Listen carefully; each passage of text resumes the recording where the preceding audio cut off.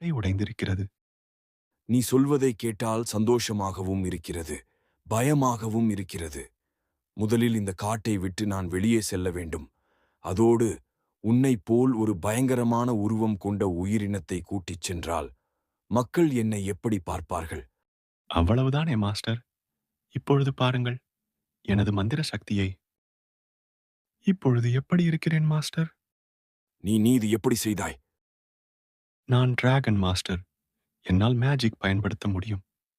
மேஜிக்கை பயன்படுத்தி உருவம் மாற்றம் செய்ய முடியும். அதோட மாயமாகவும் மறைய முடியும். இது என்ன பிரமாதம்! இப்பொழுது பாருங்கள். அட இது எப்படி சாத்தியம்? கொஞ்ச நேரத்துக்கு முன்னாடி காட்டில் இருந்தவன் இப்பொழுது என் கிராமத்தில் இருக்கிறேன். நான் தான் சொன்னேன் அல்லவா மாஸ்டர், என்னால் மாய சக்திகளை பிரயோகப்படுத்தி எல்லா இடத்திற்கும் உங்களை கூட்டிச் செல்ல முடியும்.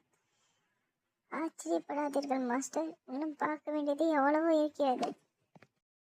இது என் 2% சக்திகள் கூட இல்லை மாஸ்டர். அப்படியா? உன்னை பற்றி தெரிந்து கொள்ள ஆச்சரியமாக உள்ளது. என்னை புகழாதீர்கள் மாஸ்டர், வெட்கமாக உள்ளது. இது என்ன கனவு?